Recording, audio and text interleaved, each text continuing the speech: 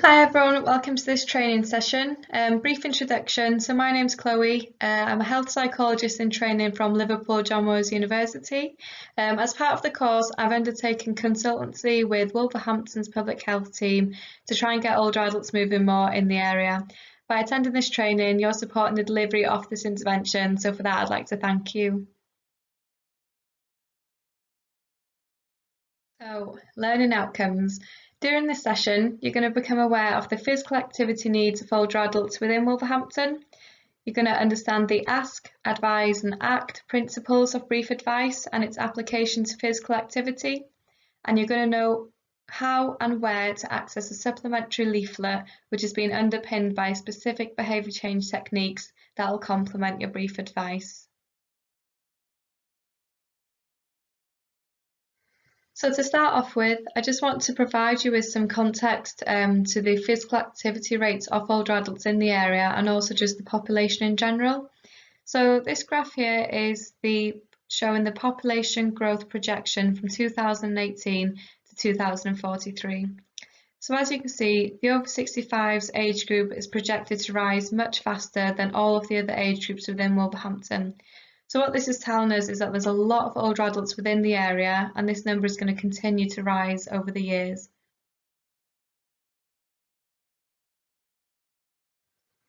So what we know is that in Wolverhampton there's a large amount of older adults living within the area, but the thing is the average life expectancy here is lower than what we'd expect. So in these boxes here I've included the average life expectancy for people living within Wolverhampton and people living within England. So for females living within the Wolverhampton area, the average life expectancy is around 82 years old, whereas in England it's 83.1 years old. For males living in the Wolverhampton area, we're looking at 77.5 years, and in England we're looking at 79.4 years. So what we know is there's a large amount of people living in this area, but with a poorer quality of life, their life expectancy is reduced. And I wanted to evidence this by including healthy life expectancy. So healthy life expectancy is the age of which people are living in good health. So for females in the Wolverhampton area, their healthy life expectancy is around 59.3 years old. In England, we're looking at 63.9 years old. A male's healthy life expectancy in Wolverhampton is at 60 years old, and in England, we're looking at 63.1 years old.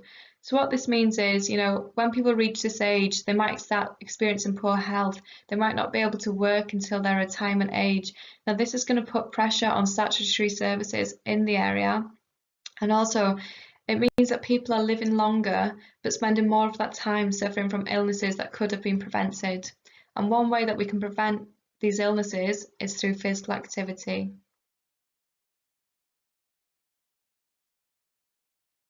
To provide you with some context on current physical activity levels in different areas across the UK, in England here, in the blue bar, 61.4% of adults are participating in at least 150 minutes of activity per week.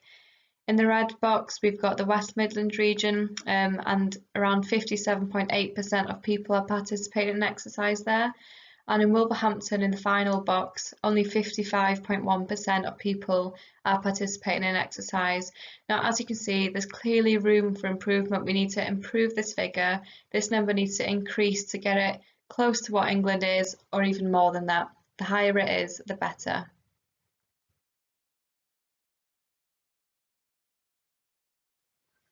Regarding the amount of exercise that we should be doing, the Chief Medical Officer currently recommends that adults should be active for at least 150 minutes per week, taking part in moderate intensity exercise, which includes activities like swimming, a brisk walk or cycling, or at least 75 minutes of vigorous intensity exercise per week. And this includes activities like going for a run, going up the stairs, playing sport, or it can be a combination of both.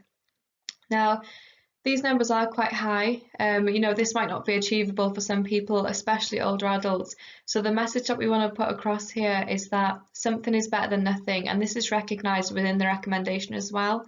Strength and balance exercises are important. Light intensity exercise is okay too. So when we take part in these exercises, we're going to experience a range of benefits. So these benefits are listed within this box here. So overall, we're going to, it's just going to benefit our health. We're going to be feeling better. We might experience improved sleep. We might maintain a healthy weight. We're going to manage our stress levels, improve our quality of life. We might experience, a reduced chance of type 2 diabetes by up to 40%. Cardiovascular disease reduces by 35%. Risk of falls and depression, that reduces by 30%. Your joint and back pain by up to 25%, and then colon and breast cancers by 20%. So as it's displayed here, some exercise is good, more is better. And make a start today, it's never too late, every minute counts. So the message that we're trying to get across is just, anything is better than none.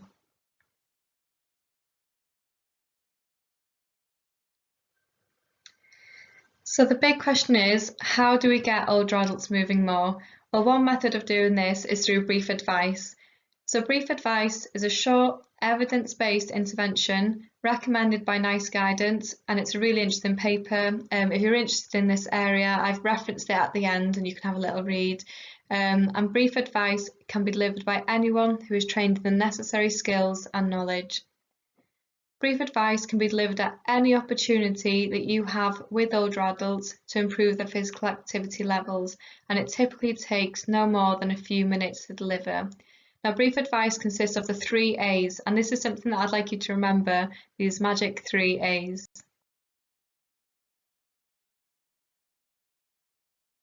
So the 3 A's are ask, advise, and act.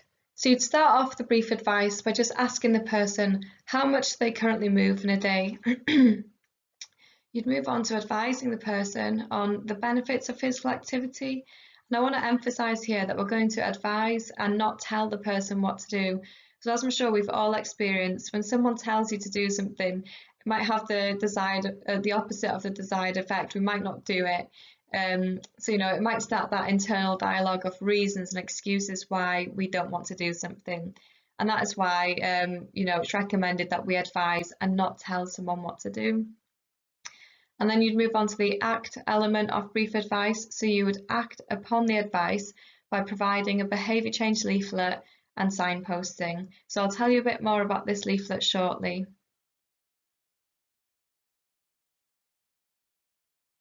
On this slide here, I've included a bit of a model of how your brief advice might go. So I've included this because I learn best from examples, but this is just kind of guidance.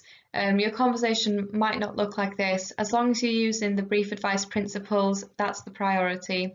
So I would start off a conversation by just asking, how much do you move in a typical day? Now they might respond with, I take the dog out every evening, or they might say absolutely nothing at all. Either way, I would personally find it helpful to just continue that conversation.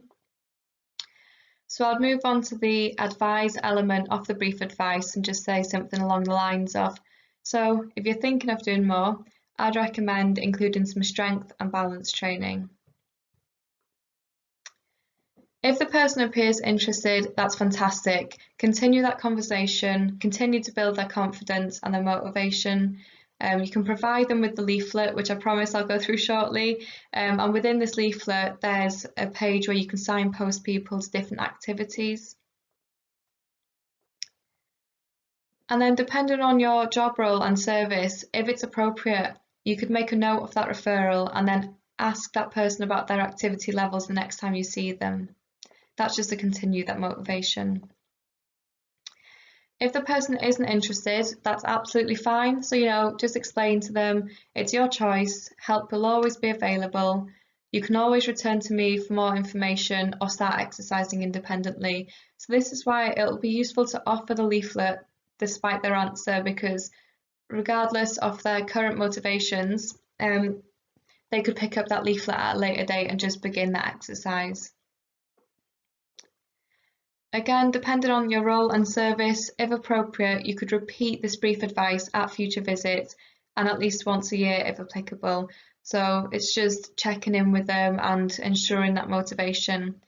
And now I want you to use your professional judgment here. If you're in a consultation or any appointment with an older adult and it doesn't seem appropriate to offer the brief advice, just don't offer it.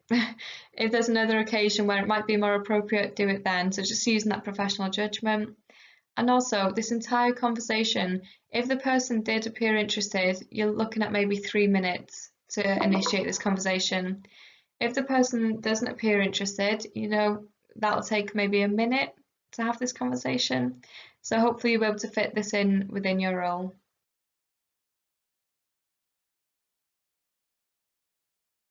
So here is the famous 8-page physical activity leaflet that I've been discussing throughout the training so far. So this is a leaflet that I've put together. It was informed and guided by a literature review that I undertook, and also a COM-B analysis. So in case you haven't come across the COM-B model before, this is a behaviour change model that consists of 3 elements, so capability, opportunity, and motivation of behaviour. Now these elements might not be explicitly clear within the leaflet, but I promise you they are within there. So for capability, it's knowing how to participate in the exercise. So, there's a 6-step workout routine here. For opportunity, the person has the opportunity to discuss their physical activity levels with you. And then for motivation, on the 5th page, there's a page which includes targets. So just to briefly go through these 8 pages with you. So we've got the front cover there.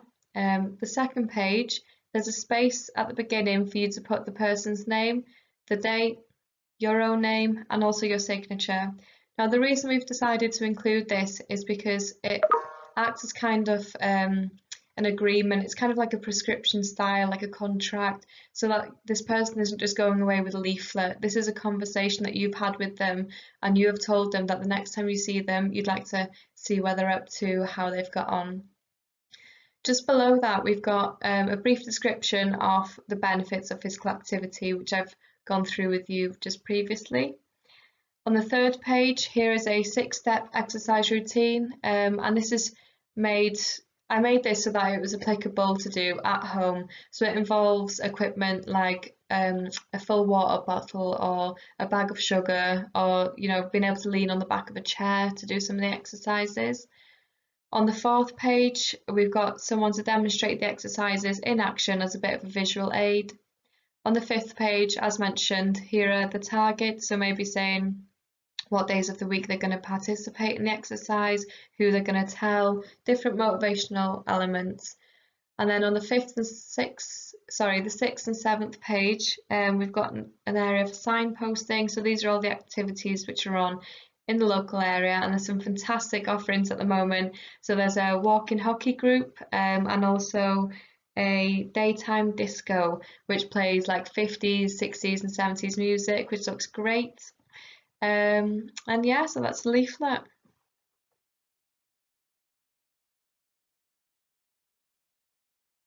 So if you're feeling a bit apprehensive, that's natural.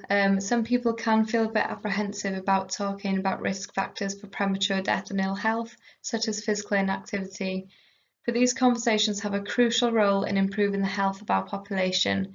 Depending on the setting, surveys show that people expect and value these conversations. Anyone working with older adults can and should be having these conversations because they really do make that difference. And remember, you don't need to be an expert in physical activity in order to provide effective brief advice.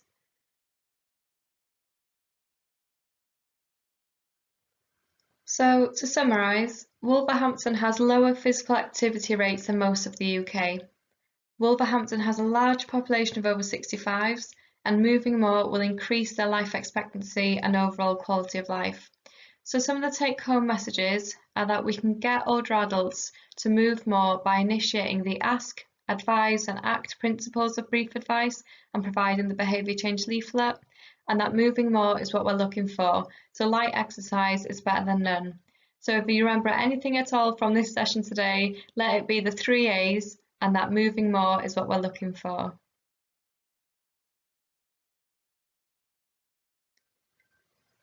I've included a list of references here, just in case you'd like to do any further reading on anything that has been included within this PowerPoint today.